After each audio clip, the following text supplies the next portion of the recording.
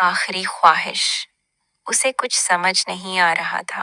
मरने वाला तो मर गया था, लेकिन उसकी आखिरी ख्वाहिश ने नेहा को जिंदा लाश बनाने की कसम खा ली थी। फिर एक दिन सुबह से ये चौथी कॉल थी।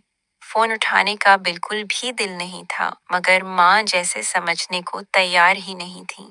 फोन की घंटियां उसके दिमाग पर हथौड़े की तरह पड़ रही थीं। आखिरकार नेहा ने फोन हटा दिया, उठा ही लिया। हेलो हमा, बोलो। बोलना क्या है, सब घर वाले तुम्हारे जवाब के मंतजर हैं। तुम किसी की बात का जवाब क्यों नहीं देती? माँ, ये सब इतना आसान नहीं है, मुझे सोचने का मौका तो दो, नेहा ने बुझी हुई आवाज में कहा। सोचना क्या है उसमें, ये तुम्हारी बहन की आखिरी ख्वाहिश थी। क्या जरा भी रहम नहीं आता तुम्हें? उन बच्चों के मासूम चेहरों को तो देखो। माँ, मैं समझती हूँ, मगर माँ, इतनी जल्दबाजी में है। वो सिर्फ तुम्हारी बहन नहीं थी, माँ की तरह पाला था उसने तुम्हें। आज जब उसके बच्चों को माँ की जरूरत है, तुम्हें सोचने का वक्त चाहिए। माँ, इतनी जल्दबाजी में है, ऐसे फैसले नहीं लिए जाते। हमने भी जमाना देखा है। ठीक है, अगर तुम्हें उन बच्चों की रसवाई गुवारा है तो फिर और क्या कहा जा सकता है। ये क्या बात हुई? आप इस तरह की बातें क्यों कर रही हैं? नेहा बोली। माँ की आवाज रंध गई। तुम खुद माँ नहीं बनी ना, जब बनोगी तब औलाद का दर्द समझोगी। वो फूल जैसे बच्चे माँ के बगैर तड़प रहे हैं, और तुम हो कि सब दरवाजे बंद करके बैठी हो।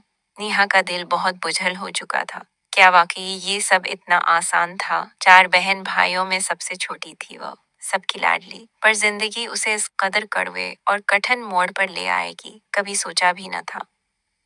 दीदी की शादी के वक्त वो सिर्फ 17 साल की थी। पहली बार साड़ी पहनी थी। कितना जोश था। जोते छुपाने का मंसूबा बनाया। 10,000 से कम नहीं मांगेगी, खूब तंग करेगी जेजाजी को। और जेजाजी उसकी हर शरारत पर हंस दिया करते थे। वो सिर्फ उसकी बहन के शौहर नहीं, बल्कि उसके हमराज, समझदार और सुलझे हुए इंसान थे।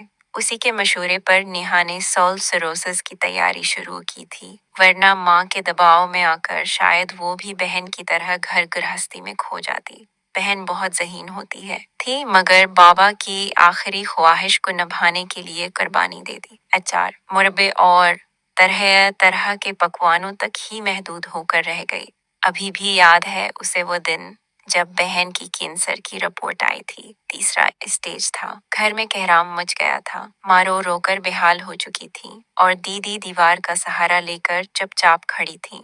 नेहा को समझ नहीं आ रहा था कि किसको संभाले, किसको तसल्ली दे। सब हकीकत जानते थे, पर एक